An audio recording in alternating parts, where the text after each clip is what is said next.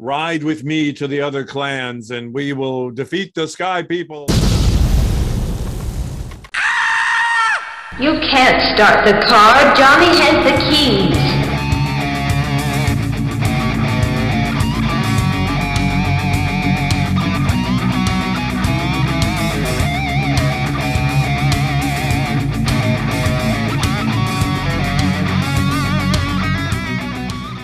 Hello out there in podcast and YouTube land. You have reached Johnny Has the Keys, where we talk about horror movies and science fiction films and those key elements that often lift, but almost always separate them from the average genre fare.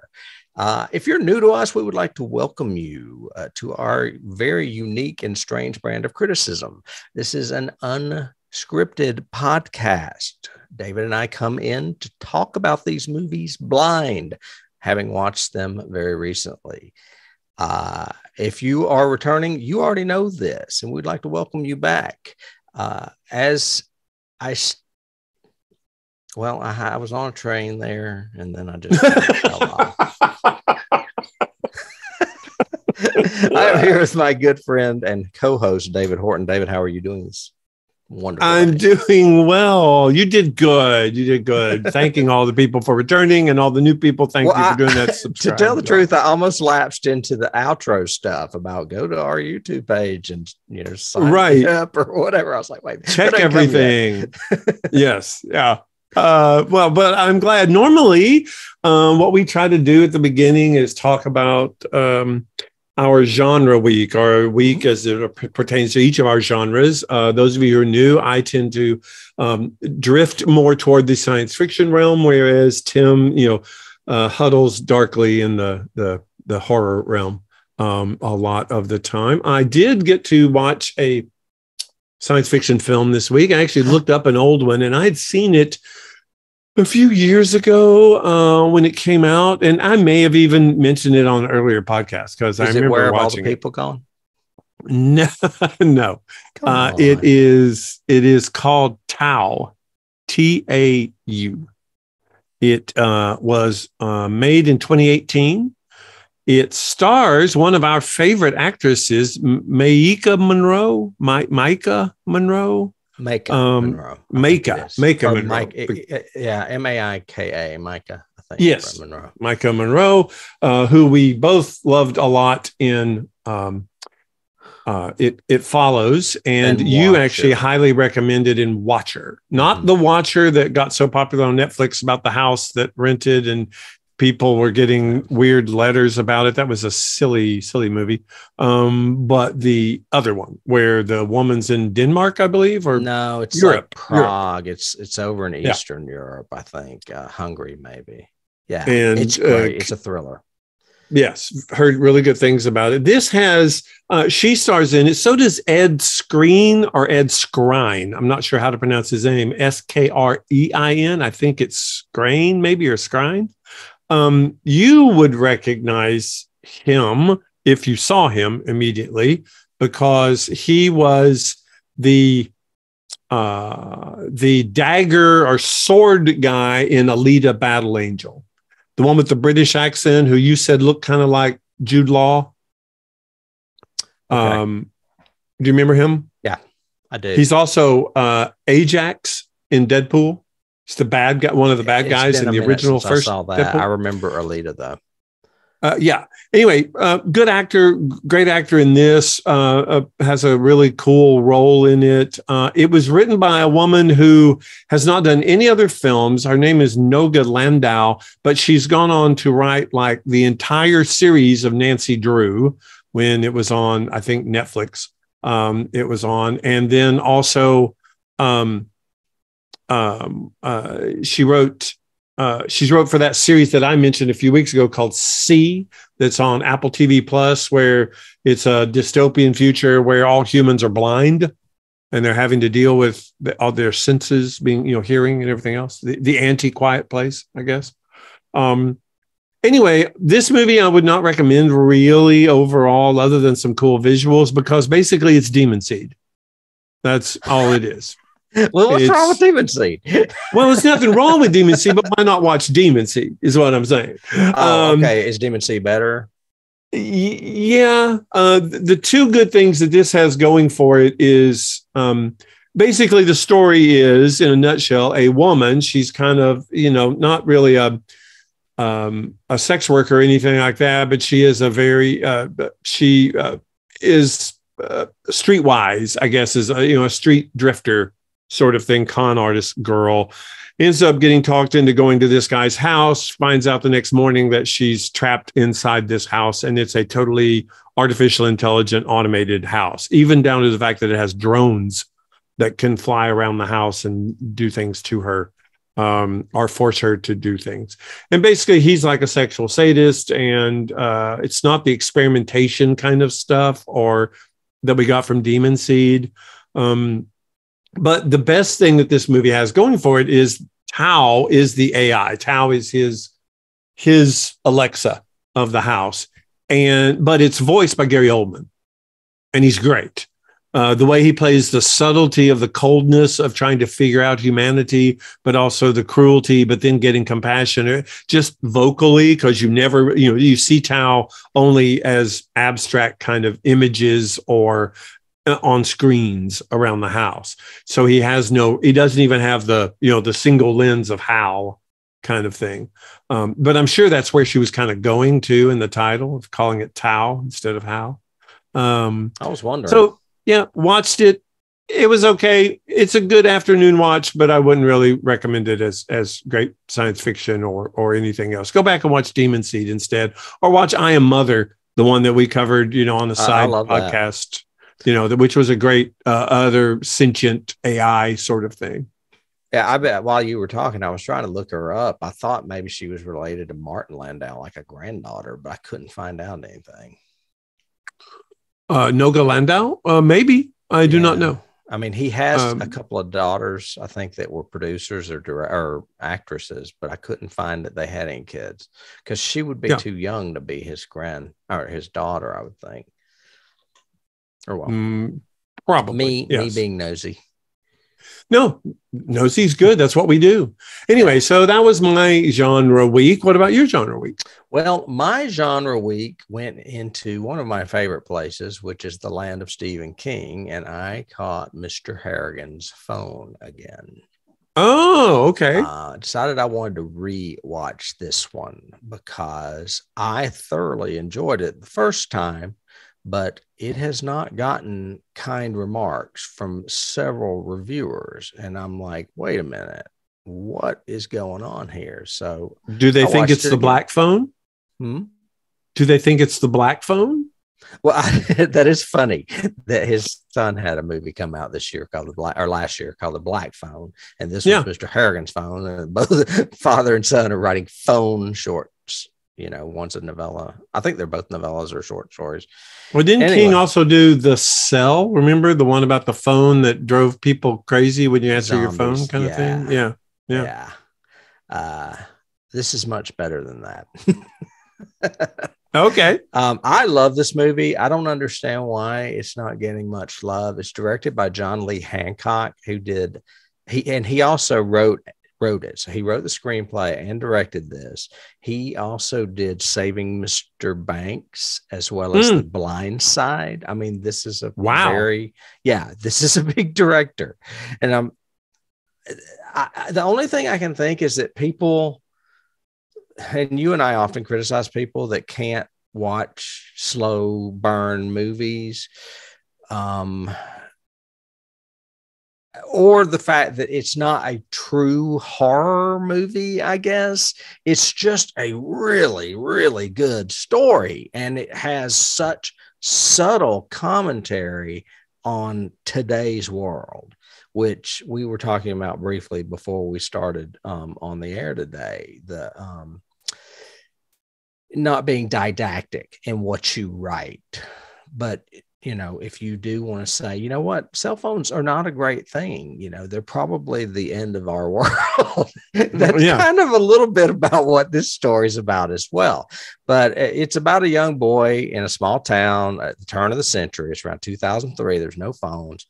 he befriends an older reclusive, like billionaire, that is kind of like the Hubie Marston of the town. You know, everyone fears him. He doesn't want them around. All he has is his gardener and his housekeeper, and that's it. Well, his sight is going away, or he's losing sight and can't read, and he loves to read. So he gets this young boy to start reading for him, pays him, and they become friends. And in 2003 is when the first iPhone, no, 2007 is when the first iPhone came out, I think. Yeah. And his Christmas bonus every year is the guy buys him these lottery cards. Well, one of the lottery cards wins him $3,000. And he gets a phone from his dad for Christmas, but he decides to take some of the money that he won from the lottery and buy Mr. Harrigan a phone as well. So Mr. Harrigan's like, I don't need this. Phones are blah, blah, blah. I've got my newspaper. I can watch the stock exchange. He's like, yeah, but you can't watch it live like you can on this phone. And all of a sudden, the dude is into the phone. I mean, big time, because he can watch and read news almost live as compared to having to wait a day in the newspaper. Anyway, needless to say, the man dies. The boy's really sad. And at the funeral, they had bonded over this phone. They had their own ring. He decides to bury the phone with the guy. And all of a sudden, he starts getting communications from the grave. I won't go into too many details, but if anybody starts messing with this kid, all of a sudden they may end up dead. It's a great story. It is so well done. And I just don't get why people don't like it. So I was reading a review, and I'm going to read this review that this one guy wrote about the movie. He said, ignore impatience, watch intelligently.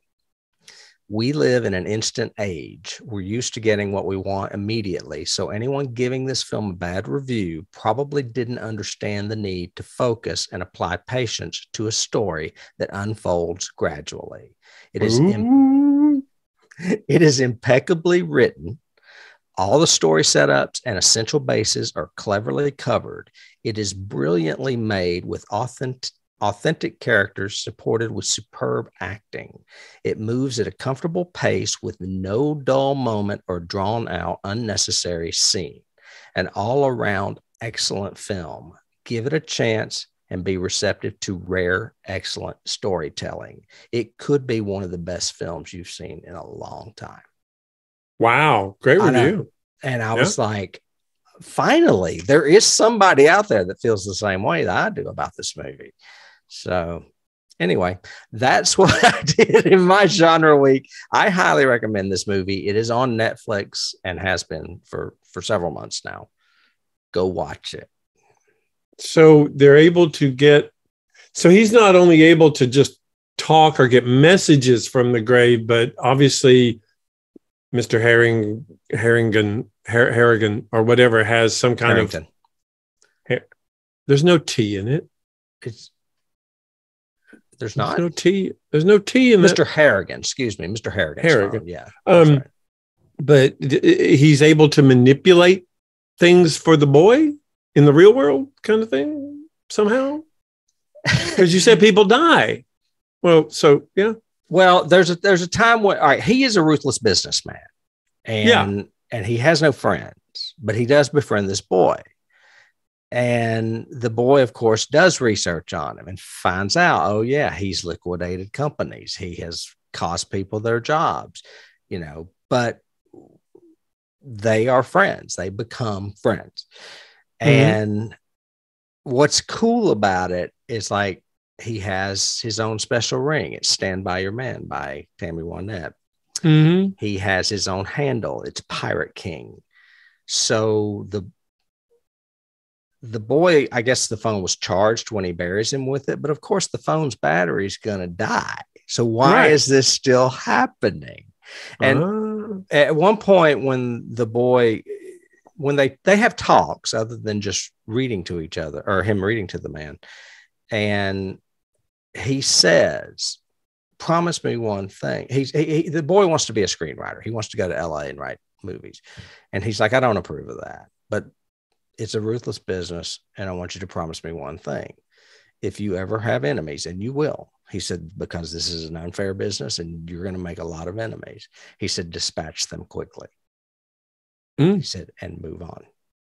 So he's getting bullied in school because he, ends up being high school age. All of a sudden, some guy attacks him and he punches him immediately, but he still gets the shit kicked out of him. And he calls Mr. Harrigan because he has no one else. I dispatched him. Yeah. And he said, I did my best and I got a good punch in, but he still dispatched me. And I have a feeling he's coming back because I hit him. Yeah. And the next thing you know, that kid's dead. Yeah. Okay, and there are brief moments of scares where like the phone will ring and it'll be Tammy Wynette, or he'll get a text and it'll just be a bunch of muffled garbage, like what a dead person would probably text. I mean, it is really genuinely creepy in places too. Cool. It is great, Stephen King. When I read this book, it's the same book that has the second Holly Glibney story. Is that his name? Holly Glibney story in it. And I still liked this story better. So, okay. It's called Mr. Harrigan's Phone. I said Harrington probably. Mr. Harrigan's Harrigan. Phone. Yeah. Mr. Harrigan's Do not be confused with the Black Phone, also written by a king sort of thing. Hill. So yes. Joe Hill. Joe Hill King. Yeah. Okay, so there's a difficult segue going for, I guess we could talk about technology, maybe. We got a phone there happening because we're talking about technology basically 800 years later. run in a really cool way, and technology run in a very, very bad way, as a villain. We are going to plunge into science fiction this week. We're going back all the way back to 2008. To a film from Pixar when Pixar was dominating this was, I guess, pre-Marvel. So you had Pixar dominating all the Academy Awards all the time, always winning every animated award they could, and several others, music and everything else. A movie called WALL-E. It is directed by Andrew Stanton, who has huge cred as far as Pixar goes. Just a few little things about him. He was the second animator hired at Pixar. He went on to direct Finding Nemo, have a numerous writing credits. He was one of the founding four, essentially, of Pixar. It was co-written by him and Pete Docter. Pete Docter, huge in Marvel. I mean, huge in Pixar. He did Monsters, Inc., Up, Inside Out, Soul, and he has that title that, gosh, I would love to have, which is Chief Creative Officer at Pixar. Boy, would that be cool on a business card. Yeah. And it was also the third person to add to the writing of it is Jim Reardon, who he left Pixar and went on to do Wreck-It Ralph, Zootopia, a bunch of The Simpsons, everything else.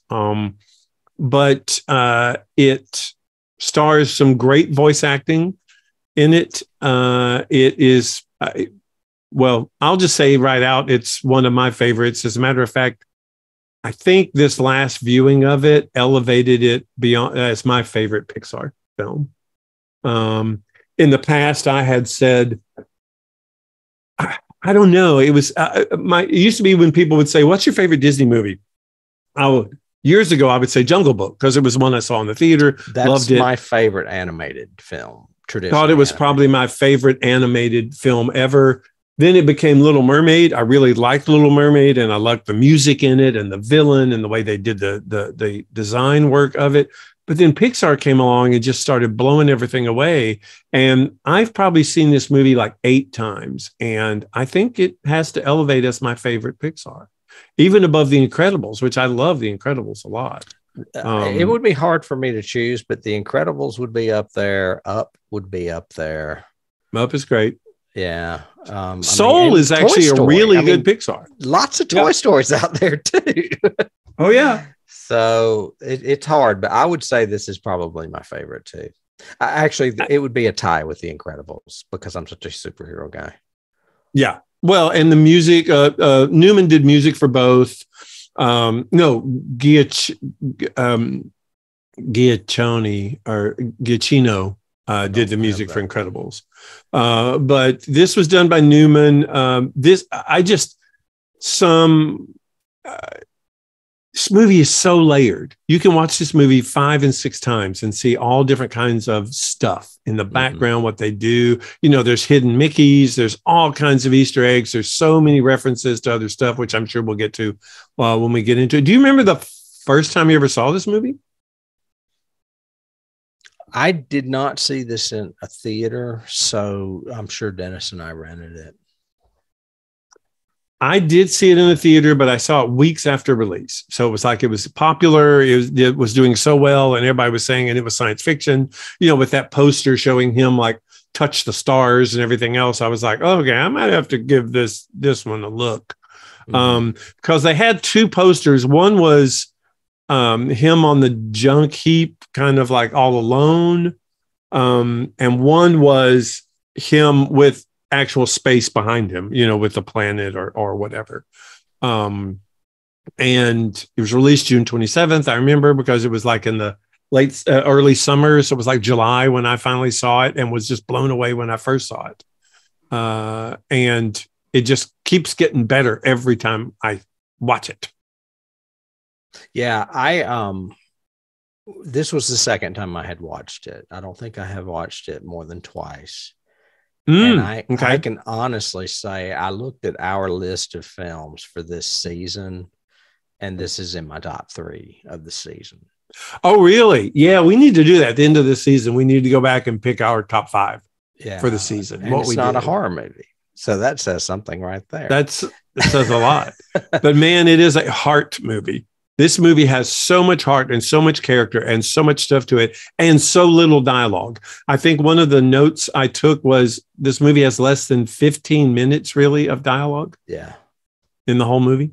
That may be part of why I like it. I think the main reason I like it, I love the fact that it's Pixar and it's heartwarming and all that stuff. But I think the thing I love the most about it is there's so many sci-fi tropes and shit in this, man. This movie's got all kinds of stuff going on that we like in movies, Oh, yeah. Armageddon, planets vacated. It's got all kinds of crazy sci-fi stuff in it. Yeah, and it's post-apocalyptic essentially because Earth is essentially destroyed. It's a very simple story. You basically have 4 people and then some supporting cast. You have WALL-E, you have Eve. Yeah. You have the captain and you have Otto. That's basically the characters and then everyone else. It has like you said, so many tropes, so many references, and so much revere of those tropes and references kind of thing. I did want to add a little trivia stuff. This was essentially the last film produced from the historic lunch brainstorm. It was this big thing. Even when I was at Disney and everything else, you talked about the media, that lunch brainstorm that they had. And it was Pete Docter, Andrew Stanton, John Lasseter, of course, and then what's his name who did Incredibles. And basically they all sat around and said, Toy Story just came out. It's doing really well. Now what do we do? Where do we go from here? If we had infinite technology, infinite money, what stories would we tell? And the 4 stories they came up with were WALL-E, A Bug's Life, Monsters, Inc., and Finding Nemo. Wow. At one lunch, they came up with at least the base stories for those. And, it's that classic thing of, I scribbled this on a napkin and now it's the most incredible thing in the world, kind of story. But, and if a lot of people thought it was myth and hyperbole or whatever, but it's actually true. And John Lasseter's mentioned it before. Pete Docter's mentioned it before. But each of the other ones kind of went into production first just because of the way Pixar works and the way they tell stories and work on producing stories. I think we talked about in an earlier podcast when we did Pixar. Have we done Pixar? I was going to say, I think this is the second Disney movie we've done, which is all the way back to 20,000 Leagues Under the Sea in second season. But didn't we do Incredibles already? No, we haven't. I hope it's on the list because it needs to be.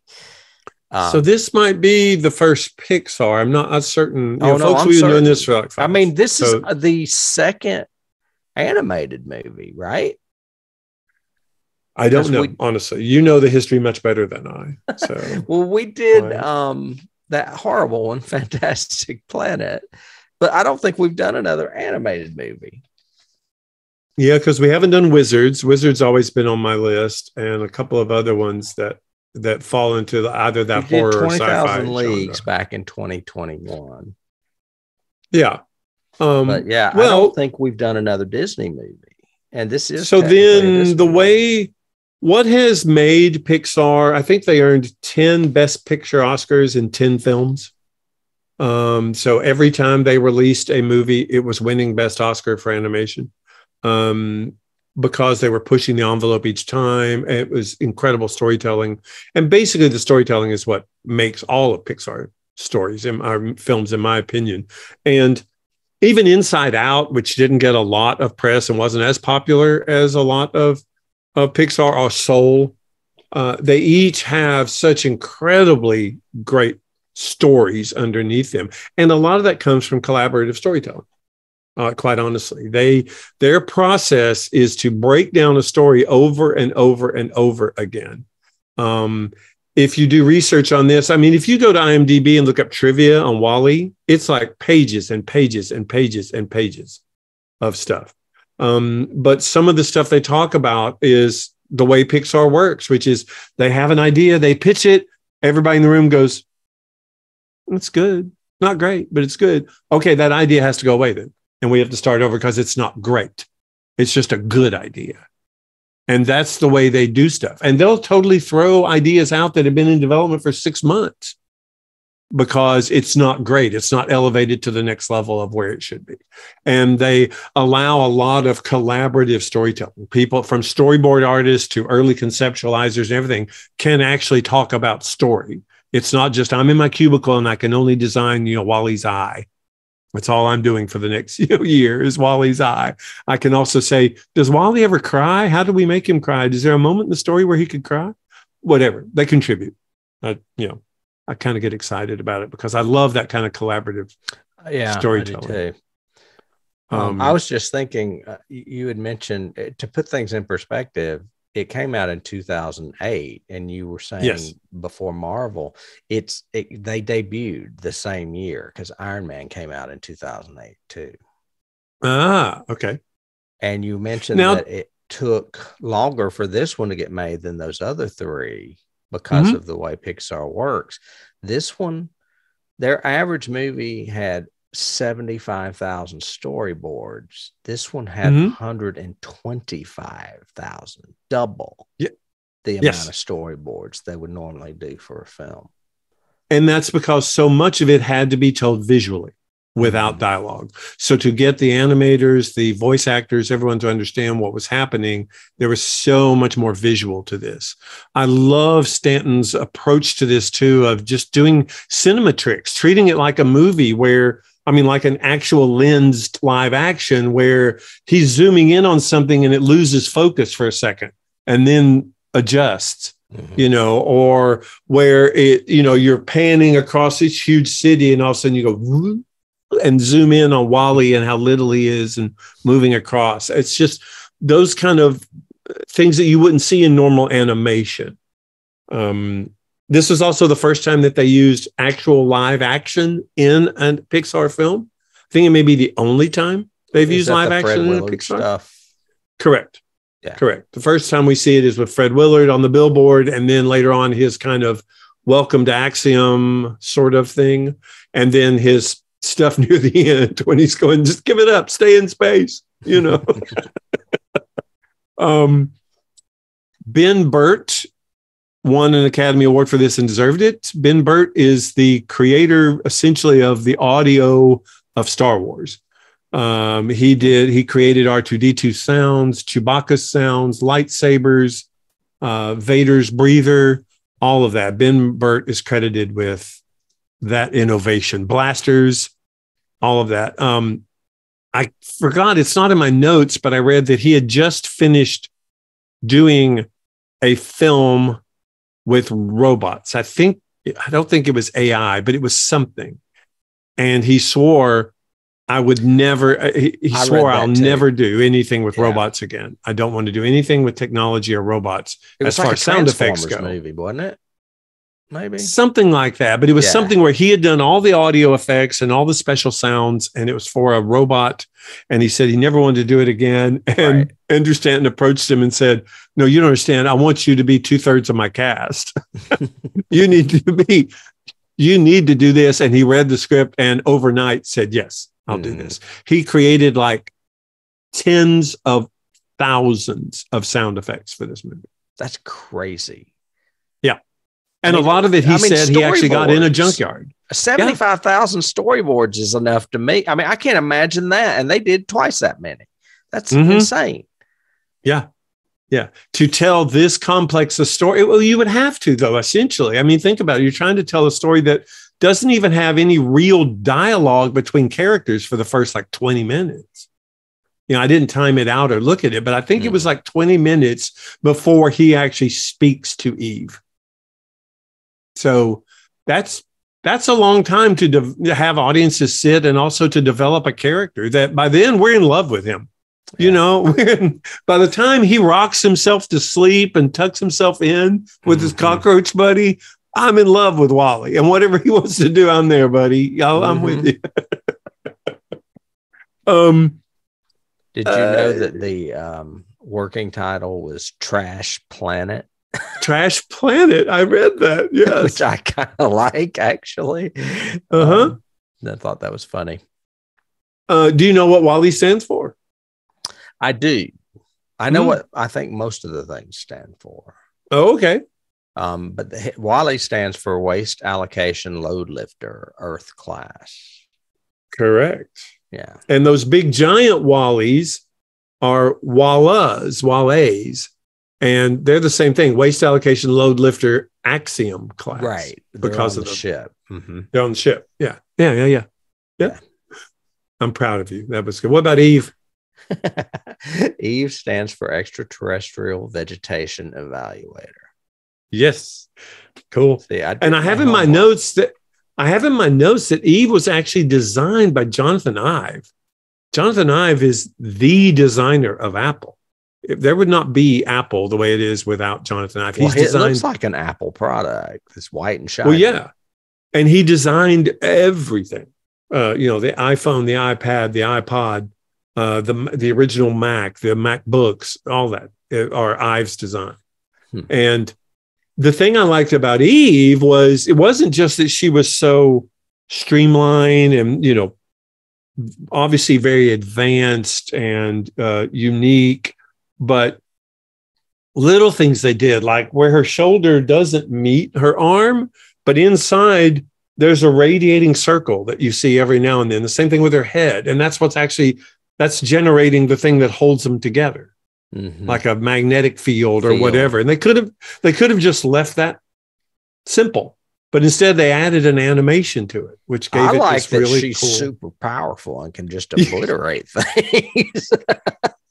Yeah, almost to the point of, okay, we got, that was a small nuclear explosion and WALL-E survived, Yeah. I do love the way they play up that joke, though, of her, cocking the gun. And then when she's through, she'll go and put it away. It's almost like a gunslinger thing. And when WALL-E finally takes her to his home, which is the old truck, the abandoned truck, and the fish starts singing and she goes, and he immediately goes, like, no, it's okay. Fish is okay. Let's see, trivia notes. I've just got, I was going to say, what scenes stand out to you? Oh my gosh, so many. The whole opening is brilliant when it's going, we're hearing the Hello Dolly music. Put on your Sunday dress, da, da, da, da, da, da. And we establish, drone essentially flying over the city. But then when we look down and we first see WALL-E, and he's that little moving shape in there, and just his establishment, like those opening 5 minutes of, we've talked in other episodes about, especially in cinema, not so much in novel, I think, but definitely in cinema, your entrance is really important. How do you enter your characters? How are they first revealed to the audience, whether they're a villain or a hero or whatever?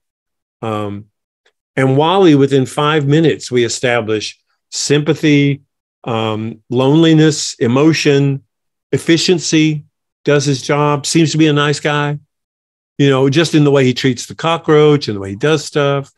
And all these little elements and beats they do in that first 5 or 6 minutes are just amazing, I think. Collecting stuff, all of that. I love the opening too. That would rank high in my scenes, I guess you would say. I think I've got 5 or 6 that are scenes. I think the opening is one. The romance montage is another. When Eve receives the plan and essentially shuts down. And essentially what I call the romance montage, which is him trying to take care of her, but also slowly falling in love with her. And, the 2 different umbrellas, and he gets struck by lightning with both of them. And little subtle stuff like, sneaking over when she's on the bench and they're just looking at the, out at the bay, and he reaches over and he has to pry her arm out, and he's trying to hold her hand, and he that picture, settles for just a second, and all of a sudden it goes and closes on him, and he's going, just it was just such a sweet sequence, and it's a montage, and it works so well.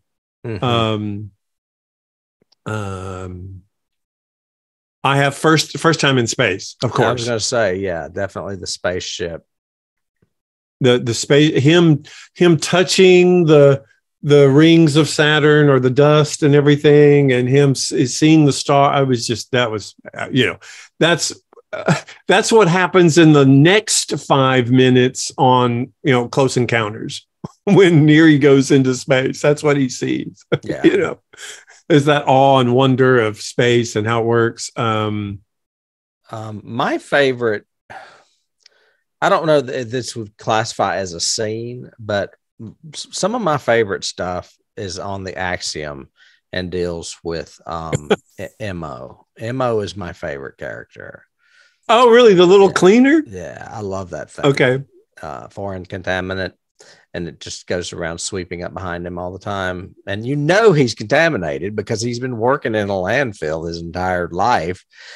And it just sets little Mo's sensors off. And he keeps getting dirtier and dirtier as he goes. Yeah. And, the way they do his eyes and everything, and his kind of he's scrubbing. He's my favorite character. So any scene with him, I like. For sure. Yeah, that's a good one. Those are good. I have space dancing. I do like the space dancing when he figures out the fire extinguisher, and he and Eve basically have their dance together. Right. And all I can think of is gravity. He's going to go flying out in nowhere. And Sandra Bullock's going to be left alone. Yes. But yes. But that was a good sequence. I've also got, it's kind of it segues to a key, but WALL-E's revival, when we think he's, essentially dead, and she's trying to reboot him and do that. And even to the point of she's so panicked, she shoots a hole in the ceiling just to get his solar panel with sun. And then when he comes back, he's not WALL-E. And he's been wiped. Yeah. Yeah. And it takes her actually, it's the whole thing of, it's the end of the Matrix third movie too, love solves everything or whatever cliche. But the way that they do it with just that little magnetic spark when she leans in and she's singing, it only takes a moment to be loved your whole life long, and all that. And suddenly he comes back and you see his eyes adjust and he does the thing and Eva, and I just went, yeah. you know, but it reminded me of a huge Disney trope in several movies, especially the classic Disney, like Jungle Book, even, you know, when Baloo dies and then suddenly he's not dead, sort of thing. You know, they're having his funeral and he's listening to it and starting to cry. Or even in, 101 Dalmatians, when the little boxer dies in the carriage, you know, or no, it's Lady and the Tramp. The Scottish, the Scottish Terrier dies, and then he just broke his leg. He's actually alive, and everything else. That just became a big trope in Disney for a while, of let's kill him off and bring him back, kind of thing. But it works so well here, and you miss WALL-E. You don't want WALL-E to be just doing his job. Come on, he even runs over Cockroach again without caring about it. And Cockroach had a name. Did you see that in your research? I did not. That you got me on. They named it Hal. Oh, that's hilarious. Yeah, they named the cockroach Hal, and the big trope that that they were making fun of was the scene before he goes to bed when he takes out a Twinkie and Cockroach jumps into the Twinkie, which is that whole sci-fi trope that the only two things that'll live through a nuclear disaster are cockroaches and Twinkies. Yeah. And share. Yeah. And share. Yeah. True. That's so true. The gay version of it. It's like Cher, Madonna, and Tina Turner. They'll all be around. There you go. What about, did you watch the ending credits? Did you watch the whole ending credits? Where they do like it looks like Dot Matrix old video game type animation. It's awesome. And then everything evolves as the credit sequence goes. Humanity kind of evolves. It's really cool. So really cool thing. And my favorite characters in it continuously. Yes. Foreign contaminant. Foreign contaminant. And I love that's one of my favorite things about this movie is that there is really hardly any English spoken with the robots, and yet they sound like words at times that are words. Yes, it's conveyed. I mean, foreign contaminant is clearly a word, but a lot of the things that WALL-E and Eve express to each other is just sound. Yeah, I think he only pronounces Eve's name correctly like twice, 2 or 3 times maybe in the whole movie. The rest of the time, Eva. But yeah, and that's part of what Bert's brilliance is he's the voice of WALL-E, he's the voice of Eve. Actually they had another lady do Eve. He just coached her. Yeah, he just coached her.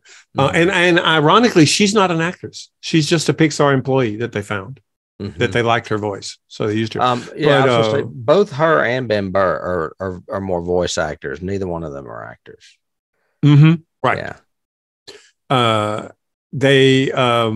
While it's kind of like a segue to cast. Yeah. Because the voice cast is so good for this. I mean, I don't have notes on, not many notes, but I have a little bit. Ben Burtt, as you said, was WALL-E and Mo. So my two favorite characters.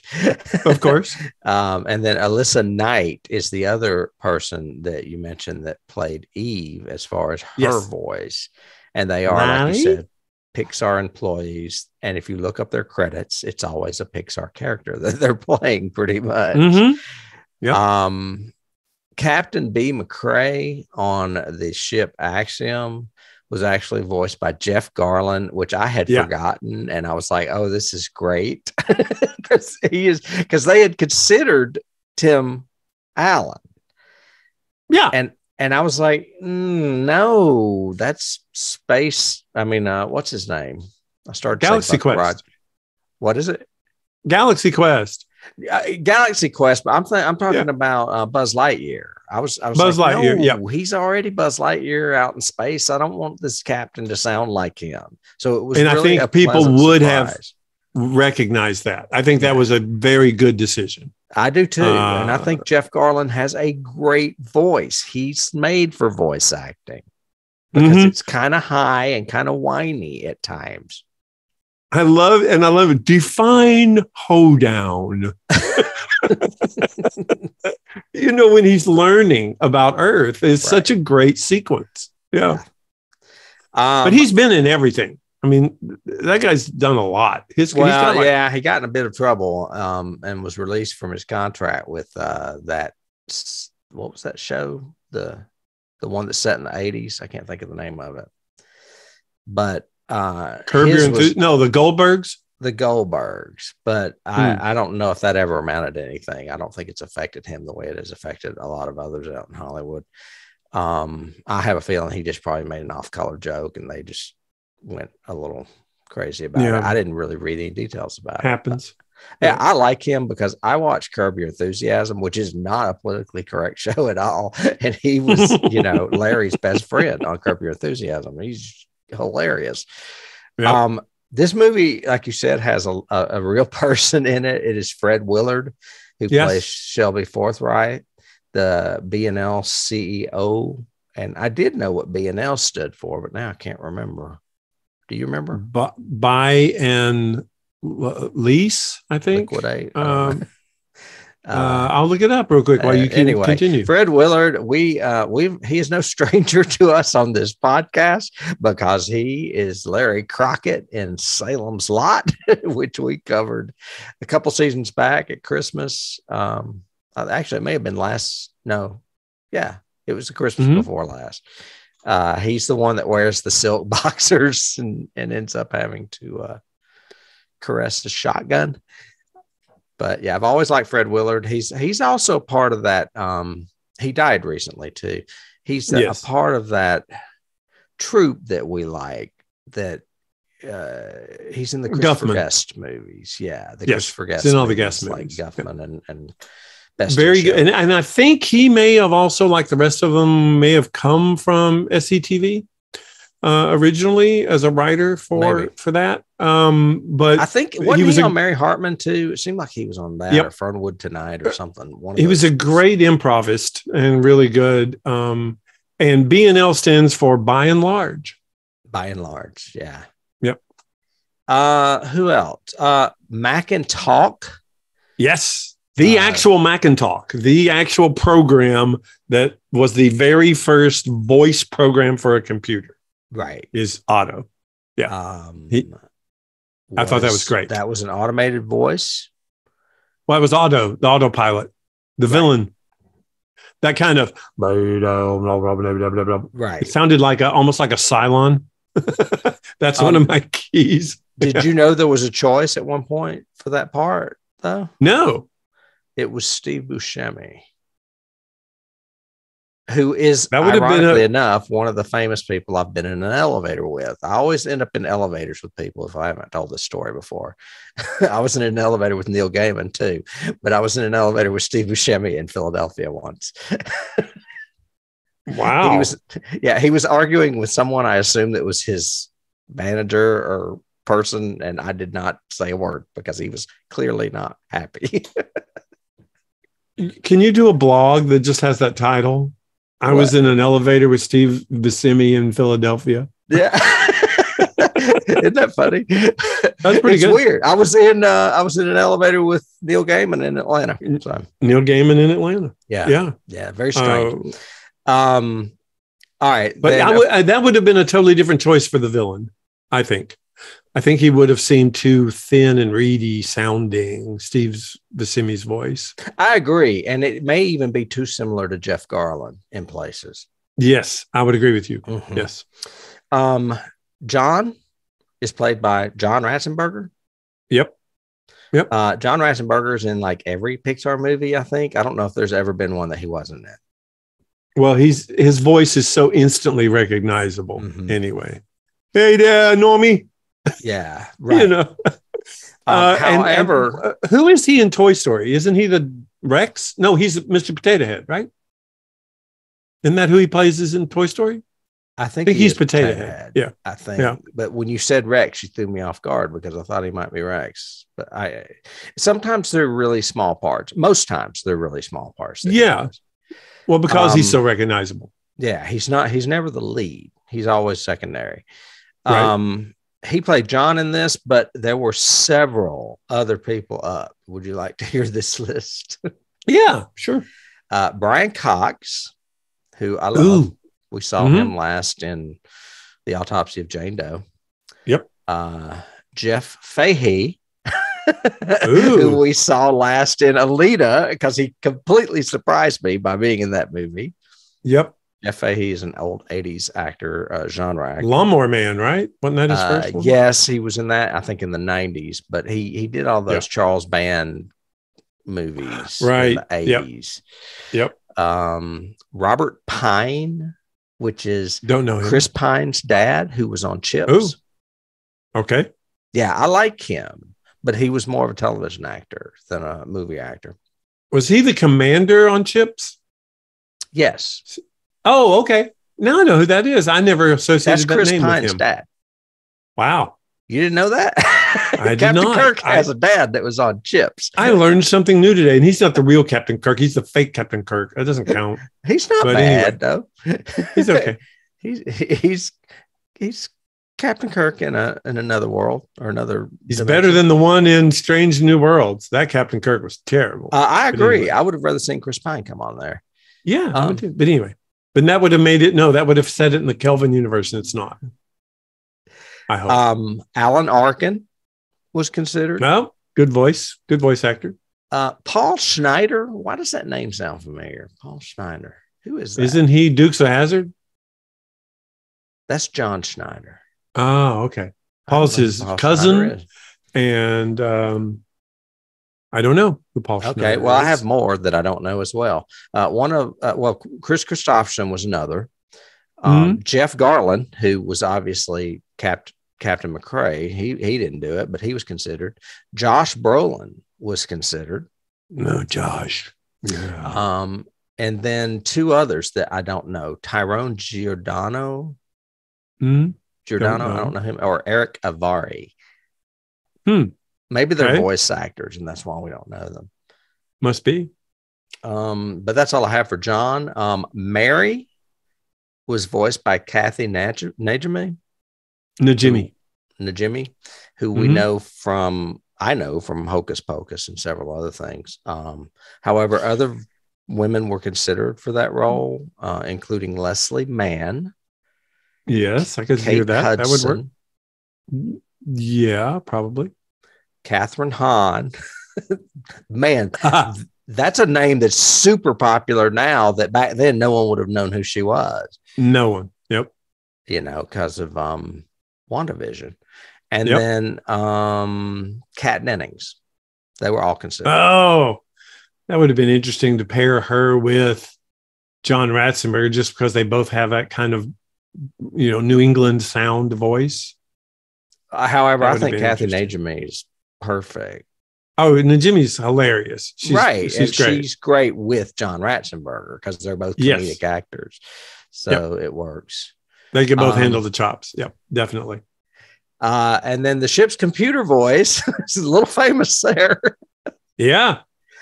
The ship's computer was actually played by Sigourney Weaver. Yep. Which is ironic and a key to Alien, where she is in direct conflict with the ship's computer named Mother. And it was pitched to her when she was going to be cast as this role that she would be Mother now. Yeah. Stan actually told her, now you get to be Mother. Right. Yeah. Which I thought was really cool. That's a great key. Yeah. But we also know her, of course, from Galaxy Quest, which you had mentioned with Tim Allen. Love it. Where her only job is to repeat what the ship's computer had just said. Yep. And then she was also, and I don't watch this show, but she was also on Futurama. She was a computer on Futurama too. Right. She's played a computer in all of these parts. That's why I have them listed. And an episode of Futurama called Love and Rocket. So she has voiced computers before. And she's in Ghostbusters and everything else. She's always great. Love Sigourney in anything. Yep. And then there are two other people in this movie that might surprise you that we neglected to mention, are also part of the live action, and that are Michael Crawford and Mary Ann McAndrew. Michael Crawford is in this? He is in the archival recording footage of Hello Dolly. From Hello Dolly. Yeah. So whenever you hear the song in here, it's Michael Crawford from Phantom of the Opera singing. Yep. In his younger days. His younger days. Yeah. So. Yeah, and I guess definitely when we get to Keys, we have to mention Hello Dolly just because it was so extensive to this storytelling. Right. You know what? I don't even know if I put that as a key. I probably did. Surely, well, I certainly hope so. I did these notes a few days back, so I've forgotten. The awards. My God. Yeah. This is the first Pixar film to be nominated for 6 Academy Awards. This ties it with the only other animated film to garner this many, and that was Beauty and the Beast back, when they were doing traditional animation. Yep. Makes sense. As far as Academy Awards, it only won one, and that was Best Animated Feature, obviously. But it was nominated for writing or screenplay. It was nominated for achievement in music written for the picture, and it was nominated for achievement. Thomas Newman. It was nominated for song. Thomas Peter Newman, Gabriel, Thomas Newman. Yep. Right. You keep saying Newman, and I keep thinking Randy Newman, but it's Thomas. Well, Newman. Randy did a lot of them, but this is Thomas. Right. Randy did Toy Story. Yep. And Bugs Life. Mixing and sound editing. This movie won a BAFTA for Best Animated Film as well. Also nominated for music and sound. Our friends at the Academy of Science Fiction, Fantasy, and Horror gave it a winner again for Best Animated Film and a nominee for Best Director. And then I just wrote scads more because I could not put them all in here.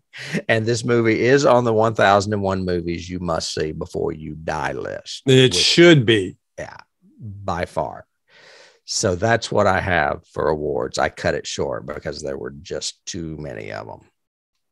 I'm looking something up really quick just to make sure. Yeah, absolutely. Before we move in, I don't think I have any other trivia. Only I had what WALL-E and Eve stands for, which we've already discussed. Foreign contaminant. I was going around the whole. Yeah, the next day I was going around the house doing that. After I watched this, I was walking up to the counter with a sponge. Foreign contaminant. I can see you doing that. I fucking love that little robot, man. He's great. Foreign contaminant. Of course, I am OCD too, so maybe that's the connection. I've got to have things just the right way and clean. Any other? No other trivia. So I think I'm down to nothing but keys now. I'm just looking up one little thing. I did read that Pete Docter decided to concentrate on another project after 2 months of working on this one. And you know what that was? Yeah. Was that Wreck-It Ralph? No. What did he go to after that? Monsters, Inc. Oh, which yeah. He went to the probably other. Dennis's favorite Pixar film. Dennis loves that movie. He loves that and Nemo. Okay, so because of John Goodman's character. What I was looking up was sound mixing and sound editing, because if anything, I can't even give you another movie right off the top of my head right now that is as good in sound editing and sound mixing as this. Mm-hmm. But the one that won the Oscar was The Dark Knight for sound editing. And I strongly disagree with that. I think WALL-E is has much better sound editing than that. And the one that won for sound mixing, meaning being able to mix all of these sound effects and music and everything else together, was Slumdog Millionaire over WALL-E. Slumdog Millionaire. I went and saw that at a theater. I'll never forget that. Man, I cannot imagine that. That is just, and that's Danny Boyle, who I love. I was not a particular fan of that movie. Nope, that's some bad Oscar stuff right there. I don't know, because I'm not qualified to judge what they rank that criteria as. I do agree that this movie is impeccably crafted with sound in mind, because most of it is sound. There is no dialogue. So they Correct. had to be thinking about that. But I haven't seen Dark Knight in a long time. And I do remember that movie being great. And I'm sure there are some good sound effects in it. I don't know. Oh, it is great. I'm not denying Dark Knight is not an incredible movie. And as I've stated several times, I will probably go to my grave saying that that is probably the greatest acting role I've ever seen an actor do, is Heath Ledger in that movie. Yeah. Just his interpretation, like his translation, the way he did it, everything is just, and it does have great sound effects, great sound, great music. I just don't know what they base their criteria on, or is it just, bias? Maybe it's certain people voted for it because they knew Chris Nolan. Maybe certain people voted for the other because they knew Ratzenberger. I mean, not Ratzenberger, but the guy at Pixar at the time. Yeah, I think criteria for the Oscars is you do have to be in the discipline that you are judging. Mm-hmm. So an actor can't really vote for best sound editing because they're not in that discipline. So it does come from other sound guys. Oh, okay. Well, maybe they had friends that worked on those I just think that they have friends that were. Yeah. So you never know. But I had two little last. I think it should have probably won, Dave.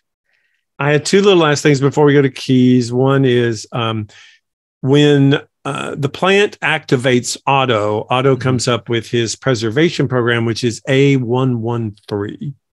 And I had forgotten about it because part of Disney indoctrination, so to speak, is you get to tour CalArts, which is where a lot of Pixar came from. A lot of definitely Disney, and a lot of his animators, all of his animators came from CalArts. But the big drawing classroom at CalArts is A113. And so they put that in there as an homage to all of the previous Disney animators, previous Pixar animators, all the animators that came from CalArts. Oh, that's cool. So I thought that was a really cool trivia. And then another thing I saw in a review I read was, watch this movie with the perception or the undertone of everything WALL-E touches, he changes the world. So as his job, he's actually changing because he built those piles of skyscrapers and everything else. He's augmenting his world. But every single person, from the lady that he knocks away from her screen and now she's able to see the world for real as opposed to the screen in front of her, to even the receptionist robot when they're going up to see the captain and he teaches him how to wave. Mm-hmm.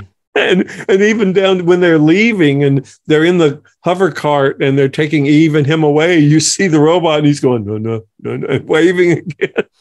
So they talk about every single thing he interacts with changes the world. And I thought that was really interesting as a thematic underneath.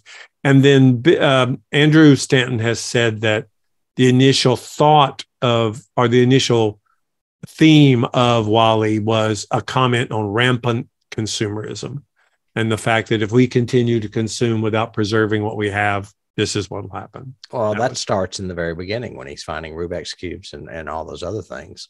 Yep. And some of it, I love the fact that just little stuff without them even saying, he collects a lighter, puts it in his little chest. Lighters. Yeah. Then when he gets home, puts it in his little shelf of lighters, right? When Eve shows up, she lights it and he goes, oh, like he never knew it lit. He never knew what it did, but he was collecting it anyway. Mm-hmm. That's what made it so cool, that he's just preserving these things that he finds interesting, that he thinks are cool. Keys. Sorry, I digress. Actually, I was going to digress too, because I thought of another scene that I really like, and that's the scary. Of course, it's scary. The horror of the planet. I mean, of the probe arriving and him not knowing what it is, and it. Oh my gosh! It, like the laser, like, and him first he's chasing it like a cat, but then all of a sudden, the storms and the dust and the ship arriving is very scary. And of course, she is very scary at first too, because she's a little Terminator, which is one of my definitely. Kids. So we'll segue there. There you go. That is a good one. I hadn't thought Terminator, but that's very true. She's a little Terminator. She's like, give me plants or I will kill you. That's great. So many, but I've got the first two, and they mentioned this in the making of WALL-E. Charlie Chaplin and Buster Keaton. They had all the animators watch hours and hours and hours of their movies just to see how are they telling story and emotion without any sound. So how do we learn from them, the masters, of how to tell a story silently? And I thought that was brilliant. That they watched like all of their films like every day at lunch for like a month. Yep. Or whatever. Yep. They would just go eat lunch and watch silent movies of Charlie Chaplin. And comment about how does that work? And then how do we then translate those emotions through face, the way the Tramp was so, Chaplin was so good at telling the Tramp story.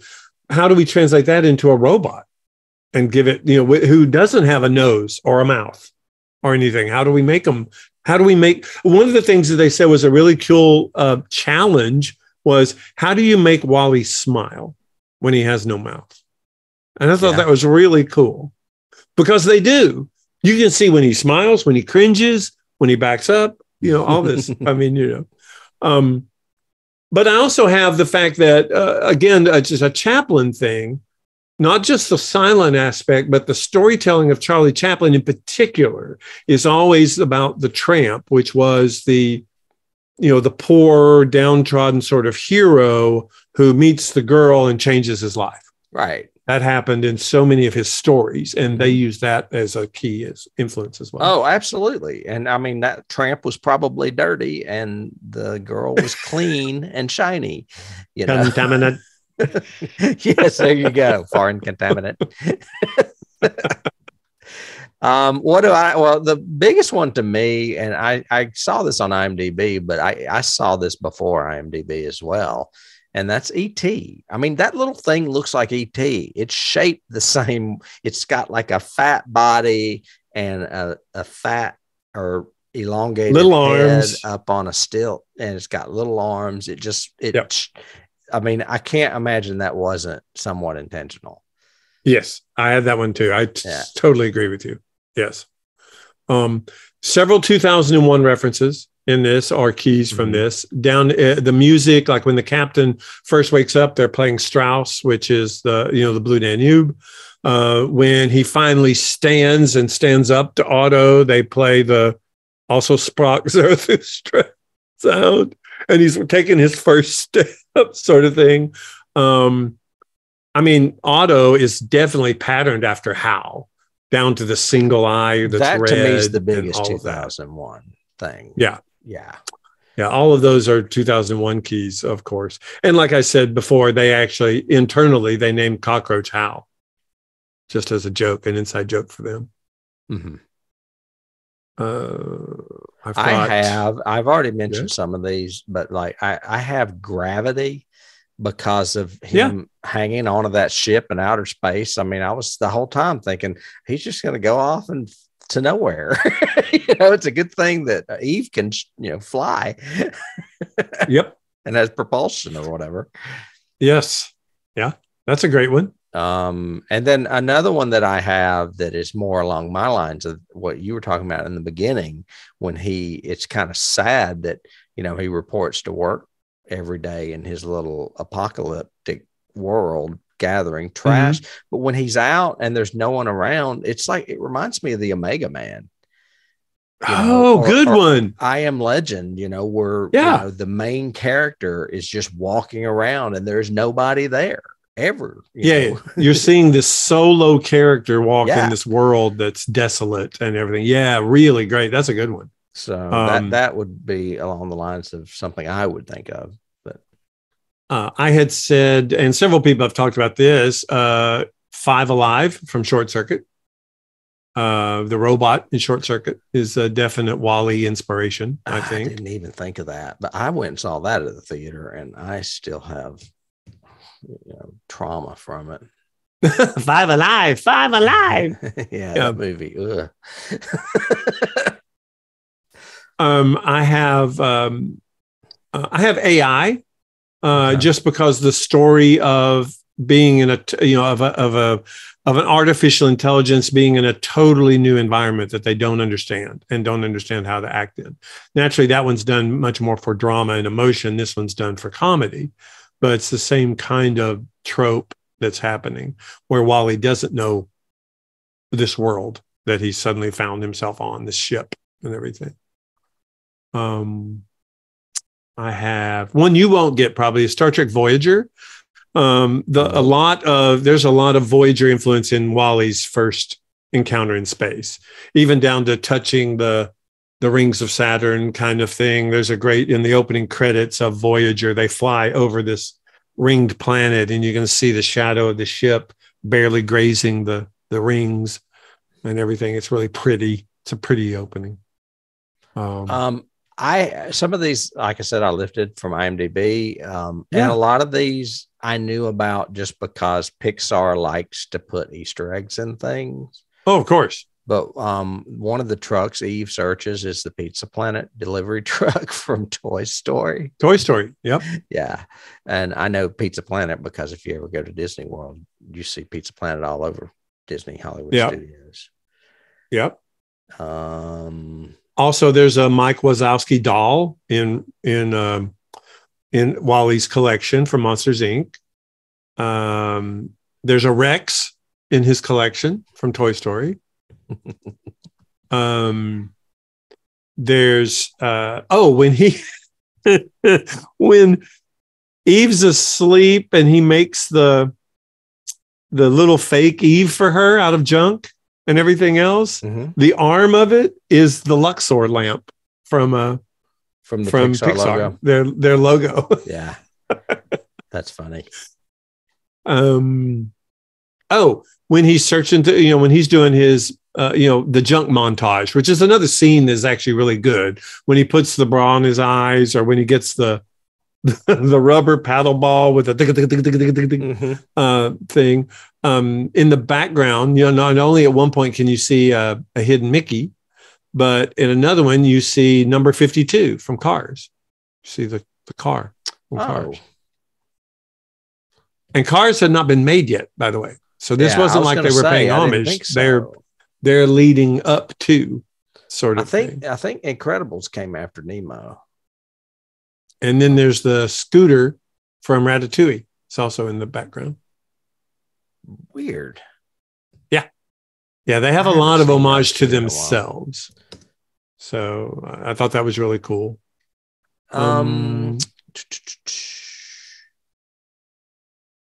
Peter Gabriel, we mentioned, did the theme song Down to Earth. Yep. Apparently I've got Andrew Stanton's a big fan of Peter Gabriel, who was enthused to write the song Down to Earth because of Finding Nemo. That I guess Peter Gabriel was a big fan of Finding Nemo. Maybe. I don't know. Well, Andrew Stanton did that. He did Finding Nemo. Right. I know that like this and Finding Nemo are his two top, or probably his two biggest ones. Mm-hmm. Let's see. I have Titanic, of course, because you can't tilt a ship and have people sliding down and then catching babies together kind of thing and being crushed by tables without Titanic. That's the same hilarious. thing. I would have never made that connection, but you're right. We mentioned what WALL-E stands for, but do you know what it's also an homage to? No. Walter Elias Disney. That makes sense. Yeah. Definitely makes sense. That's a really good Walt one. Disney himself was his middle initial is E. And the fact that everything he touches, he changes the world. Look at him. They're making an homage to the master kind of thing. Mm-hmm. I have one you probably don't get, Fallout. Fallout is a game that's now being turned into a movie that's coming out soon, but is that one series of 4 games. Basically, you're a survivor of a fallout shelter in post-nuclear. But there's a lot of this roaming the world by yourself and finding things, trinkets and stuff, people using things for not what they were intended for, sort of thing, because nobody knows what they were used for kind of thing. And also a very kind of vintage feel to the world. It's their entire aesthetic is that actually the 50s took place. So in the Fallout world, you're getting out of your shelter. When you went into your shelter, it was during the 50s, during that design aesthetic of the world, rounded cars and stuff like that. And you're coming out in a post-apocalyptic 50s world. And this had that same kind of feel to it. Like you said, kind of like I Am Legend and Omega Man. Mm-hmm. We mentioned Alien. We mentioned Hello, Dolly. And we mentioned 2001. Apparently, WALL-E's shelves contain several figurines of gnomes designed by a particular Dutch artist. I did not know this guy. His name is Rien, R-I-E-N, Portvillet, P-O-O-R-T. Well, you know me. I'm always looking for gnomes. So, yeah. Well, he's a gnome artist, and he's Dutch, and he's got product in this movie. So he's sort of a key, which is, I can't pronounce his name. Rien Portvillet, R-I-E-N P-O-O-R-T-V-L-I-E-T. Portvillet. Yep. So him. That one I definitely got from IMDb because I don't know who that is.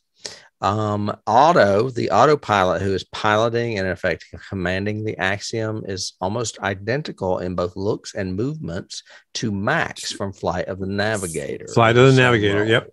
I have that one. And that's a Disney movie too, isn't it? Oh, yes. And if you look at it, it's scarily the same kind of thing. Basically, because in addition, we're talking about keys. Both of those, Max and Otto, are based on an actual wheel from a vessel, whatever you would call that. It's not a steering wheel, but the thing that for ships. Yeah. Yeah. Old ships that, you actually I don't know what you call that big wheel. What is that thing with the handle? It's got to have a name. Come on. It's a steering wheel. Take the helm. Take the helm. I'm going to look it up now. Parts of ship. Sailing vessel steering wheel. It reminded me a bit of a periscope as well, the way he would reach up to grab for it. Yeah, definitely. Mm-hmm. All right, I said Flight of the Navigator.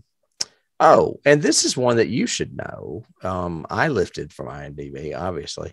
But according to the extras, the Axiom is a General Dynamics Type 3 hull configuration, which is similar in name and shape to the General Products number 3 hull featured in the classic science fiction novel Ringworld by Larry Niven.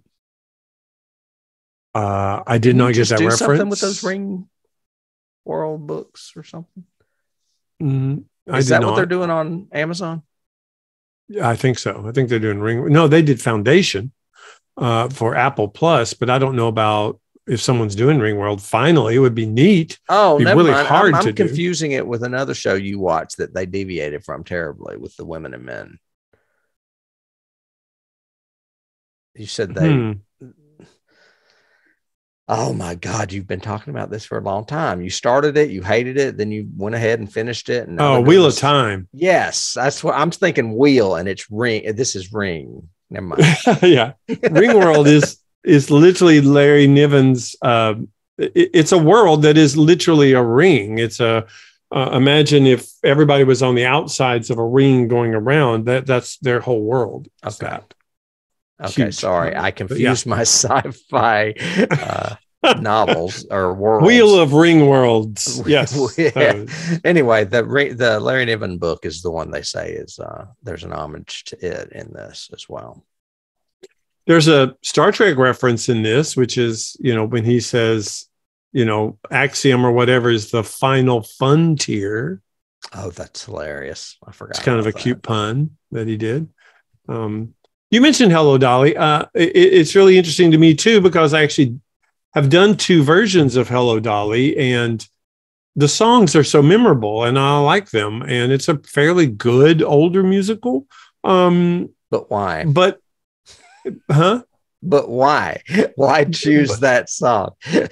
Well, because those 2 songs, I think, because of the thematic underneath, the And I think I saw this in research, but Stanton or one of the writers, it may have been Doctor, said that when the two characters, and I can't remember their name, Michael Crawford, Buzzy and Wiley or Willie or whatever, when I they're only have the actress. I don't the actress. When they're singing the song, it's all about going into town. They're these young boys who have worked in this clothing store forever, and they're going to go into town. All they want to do is go dance and kiss a girl. It's just a night out on the town. We just want to go see the big city for the first time, meet a girl, and kiss her. And that's exactly the story of WALL-E. He just wants for to that be matter, with the they girl. could have done On the Town. New York, New York. Yep. Easily could have done On the Town. Yeah. And they were only going to use the one song until one day when they were looking at the movie and and they heard the love song. It only takes a moment to be loved your whole life long. Mm-hmm. And I think it was Stanton who said, well, we got to have that in there. Even down to manipulating the image, because there is no close-up of holding hands in the movie. They did that digitally to play up the handhold kind of thing, which is Eve's signal to how WALL-E knows that Eve loves him, for lack of a better term. So, well, that's all. And then my last one is, I mentioned already, but is Battlestar Galactica, because of the Cylon voice. Otto, the Mac and talk sounds to me like a Cylon. That kind of Captain, you're needed on the bridge. It's that real monotone, sort of straightforward, just like Hunt Down the Galactica. Would this be the original Galactica? Or? Oh, yes. Yeah. The new Galactica has lifelike robots that we don't even know the difference between them and humans. Oh, okay. Sort of thing. So, yeah. So, this is the original 80s Galactica Star Wars penchant sort of thing. Awesome. So that are our keys and what we think influenced this movie, or how this movie influenced other things, and what we feel about it. We'd love to know what you feel about it. So let us know down below. Make a comment, give us a review. Go to Apple and give us a review. Subscribe to us if you want to know about other stuff. You're free to go to the website too, because we've got all 5 seasons of, is it 5? It's 5 seasons, right? It is 5. Okay. I was going to sum up on this one, but you just jumped straight to go ahead. Yeah, sorry. You do that too. I was just going to say, this is definitely one of my favorite movies of the season. I love this movie. I would highly recommend it. I think it does warrant its placement on 1001 movies you must see before you die. If you haven't gone to see it, you should watch it tonight. Yes. So. You can find it anywhere. You can definitely find it on Disney Plus, but you can find it anywhere. And it is very much, it is so entertaining, even without any dialogue in most places. And like I said, after this watching, I think it did elevate. So it's not only my favorite Pixar, it's my favorite Disney movie. It's my favorite, might be my favorite animated movie ever. I'd have to compare to some other animations. Hard for me to do. I don't know. I mean, I have a lot of the old classic ones that I still love too, like Jungle Book. I love Jungle Book, and all the classics, and Little Mermaid, Lion King, Aladdin. Cat. That's not animated. Tennis shoes. That's not animated. Those are as David was saying, if you are watching us on YouTube, we would love for you to subscribe and ring the bell. It doesn't take much for you, and it does a hell of a lot for us. And please tell your friends about us. We've got other shows out there on YouTube, as well as our podcast on your favorite podcast platform of choice. If that's not enough and you want to hear more of us talking about classic sci-fi and horror, we have additional shows on the X-Files and Star Trek over on Patreon that you can, with less than a cup of coffee a month, have access. I was counting them the other day. We have almost 60 additional shows of those right now up. And that's not including bonus episodes, of which we have 10 or 12 of those as well. On there. So there's a lot of stuff over there on Patreon. If you guys are curious, if you want merch, I did a ton of new merchandise that is on the website as well. That is johnnyhasthekeys.com. You can go there and get a t-shirt and show your love for us. Yes, we would love your love. Yes. And until next time, we are winding down on this season. I think there's only 3 movies left. I think so. And we're approaching the end of this season, which has been a crazy cool season. Yeah, so it's been it fun. has. And we have been calling a list of potentials for next season. So if you want to comment below, like I said on this, let us know what give us a suggestion. Talk about. Yeah, I'm going to put computer wore tennis shoes on the list now. Or that darn cat. That darn cat. And until next week, I will be seeing you, David. All right. See you then. All righty. Bye-bye. Bye.